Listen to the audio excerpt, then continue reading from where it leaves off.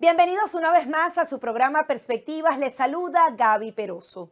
La economía venezolana parecía que comenzaba a recuperarse y de pronto tuvo un frenazo inesperado.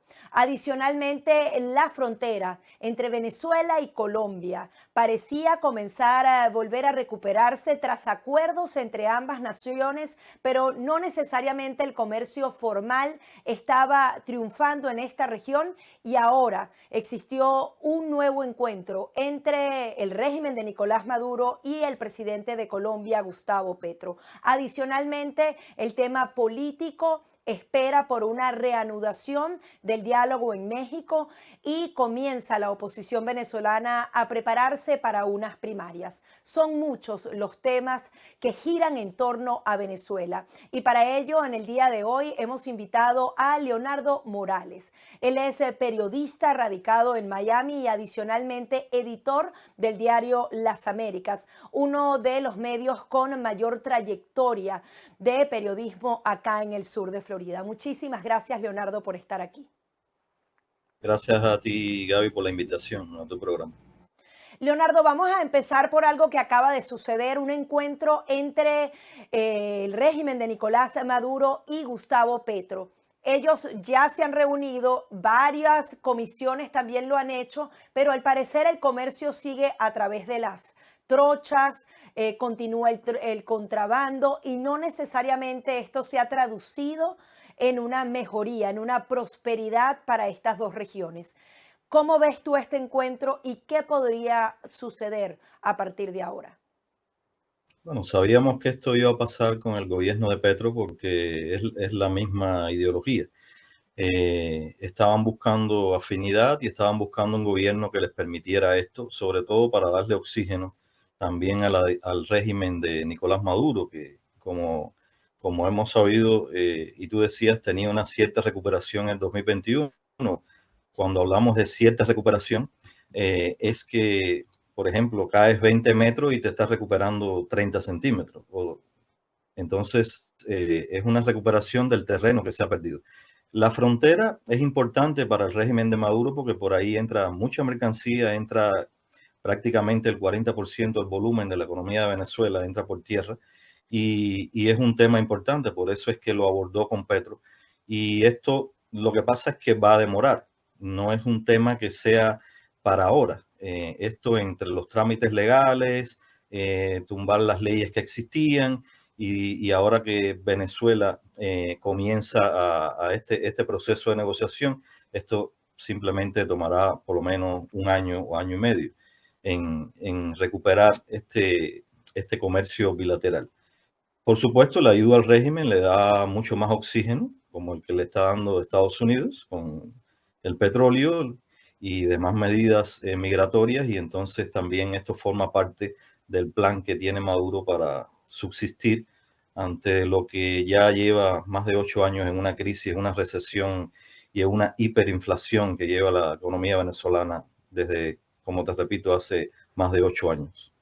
Leonardo, uno de los temas en los que te has especializado es justamente ese tema económico. ¿Qué le pasó a la economía venezolana? Sabíamos que estaba en el subsuelo y que cualquier recuperación iba a ser vista como un gran boom. Sin embargo, al parecer había una línea ascendente y ahora no necesariamente es así.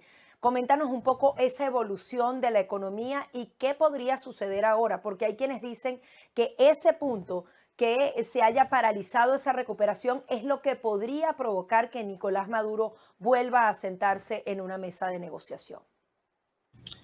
Mira, en realidad no ha existido ningún cambio estructural dentro de la economía de Venezuela. Lo mismo que pasa con el régimen de Cuba. Ellos, al haberse asfixiado, pues abren una válvula, abren dos válvulas, tres válvulas para que la economía respire un poco y después vuelven a trancar.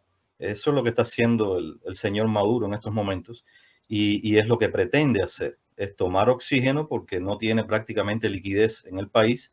La economía de Venezuela está en el piso, el sector prácticamente industrial no existe, apenas un 6% de la población laboral del país está en el sector de la industria manufacturera, el resto está en la industria de los servicios.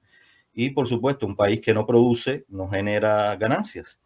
Y eso es lo que está tratando de hacer el régimen de Maduro, buscar un poco de respiro. Y a esto la explicación de que ha recuperado un poco terreno la economía se basa en que abrió el sector de inversiones privadas, como mismo ha hecho Cuba en reiteradas ocasiones, pero eso no quiere decir que haya una recuperación de la economía, ni mucho menos. Solamente es una válvula de escape para ellos seguir en el poder y mantenerse ahí. Cuéntanos un poco el tema de la dolarización de la economía. ¿Esto realmente ayudó? ¿Y qué está pasando con el tema cambiario en Venezuela? ¿Por qué hay tantos cambios? Mira, hay tantos cambios porque, te repito, lo mismo que es la copia fiel del régimen cubano. Como el bolívar ha perdido más del 70% frente al dólar estadounidense, pues no le queda otra opción de que dolarizar la economía, como mismo lo hizo Cuba en el 1994 y después lo siguió en el 2002, 2003, 2004. Es decir, que son procesos que ellos mismos se van interrelacionando y que van buscando formas de escape para poder salir de la enorme recesión en que está la economía de Venezuela. Lo mismo que ha hecho Cuba, lo mismo que ha hecho el régimen cubano, y es lo que está haciendo el régimen de Maduro. Por supuesto, todos sabemos que esto está dirigido desde Cuba y precisamente lo vemos de bien cerca porque lo hemos vivido durante muchos años con el castrismo en Cuba y es lo que está pasando ahora con el régimen de Maduro y lo que hizo también el expresidente ya fallecido Hugo Chávez. Entonces, esto solamente, te repito, es una válvula de escape. No va a haber una dolarización general de la economía, ni mucho menos. Lo que están tratando es temporalmente salir de la situación en que están, tratar de girarse hacia los Estados Unidos para ver hasta dónde llega el presidente Biden con sus concesiones, a ver si le elimina todas las sanciones que le impuso el expresidente Donald Trump y salir entonces de la crisis tan soberbia en la que está la economía venezolana. Ahora, tomando en cuenta esa experiencia que justamente señalas de Cuba, Nicolás Maduro ya estuvo en el momento más duro, justamente con ese paquete de sanciones, en donde además el mundo entero antes de la pandemia estaba volcado a tratar de presionarlo y sin embargo sobrevivió. Pensar que sobrevivió a esas sanciones prácticamente mundiales nos hace pensar que ahora de alguna manera está cómodo. ¿Cómo justamente confiar en que él va a otorgar garantías democráticas, que podría estar dispuesto a través de una elección a perderla y ceder el poder cuando no lo hizo en el momento más duro en donde debía sentarse a negociar? ¿Cuál es tu análisis con respecto a esto? Estoy totalmente de acuerdo contigo. No va a haber ninguna garantía democrática, ninguna garantía para los presos políticos en Venezuela, ninguna garantía para los torturados, para la hostigación y el terrorismo de Estado que implanta el gobierno venezolano al mismo estilo, te repito, del régimen cubano. Garantías de democracia, ninguna. Simplemente están jugando las cartas y están sobre una mesa de juego. Y entonces, aparentemente hacen una cierta apertura, aparentemente, pero esa apertura después vuelve hacia atrás. Y así está ese juego y así lleva 63 años el régimen castrista en La Habana y así lleva ya 23 años el régimen de Maduro o el chavismo en Venezuela. Y eso es lo que ellos tratan de hacer. No esperen ninguna concesión democrática, no esperen ninguna elecciones libres ni transparentes, mucho menos, porque no existirán. Es una dictadura como la que existe en Cuba, es una férrea dictadura y en una férrea dictadura no hay elecciones, no hay concesiones democráticas y no hay respeto a ningún derecho ni constitucional ni individual para nadie.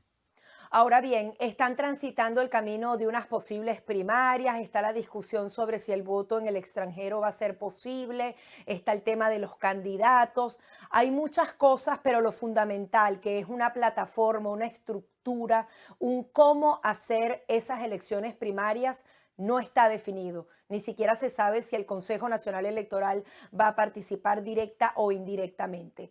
Bajo tu experiencia como analista, ¿qué puedes ver de esas primarias? ¿Hay que igual transitar este camino? Por supuesto, la oscuridad es grande. Cuando tú tienes un régimen que tiene el control del Consejo Nacional Electoral, cuando tú tienes un régimen que domina el ejército, cuando tú tienes un régimen que tiene bajo el control el Tribunal Supremo y todas las instituciones de justicia en el país, tú no puedes esperar que ese régimen te dé alguna posibilidad de ganar o de triunfar democráticamente. Es decir, que todo es una farsa, todo es un gran show montado que lo están permitiendo, te repito, para buscar la apertura internacional, la liberación de las sanciones internacionales, tanto de la Comunidad Europea como de Estados Unidos, y que eso le permita al presidente de la Casa Blanca en estos momentos decir, Venezuela está en un cambio, está sentado en una mesa de negociaciones, está buscando la democracia y la paz en el país, cosa que totalmente falsa, y es solamente un pretexto y motivos para que avance ese régimen y sobreviva en estos momentos. Saben que si gana luego una administración republicana, le va a ocurrir lo mismo que sucedió con el presidente Trump. Entonces, lo que están es aprovechando el tiempo, ganando terreno y aprovechando las posibilidades y las oportunidades que le está dando Washington en estos momentos. Ahora, ¿tú crees que si cambia la administración acá en Estados Unidos realmente puedan volver a ser tan duros como lo fue en su momento Donald Trump, tomando en cuenta que la región ha cambiado mucho más, se han perdido algunos espacios de poder, algunas alianzas estratégicas como la de Colombia y Brasil? ¿Tú crees que los republicanos, aun y cuando podrían tener esa intención, podrían alcanzar tanta presión para Nicolás Maduro, o el mundo y la región cambió por el momento?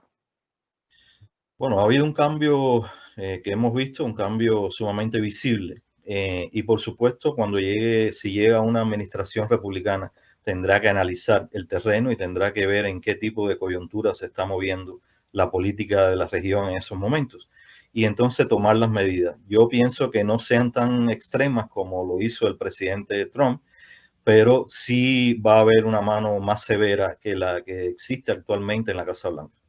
Y creo que, por supuesto, van a hacer un estudio sobre el terreno y yo no creo que en ese momento, tampoco con una posición republicana, Maduro se sienta tan cómodo como ahora.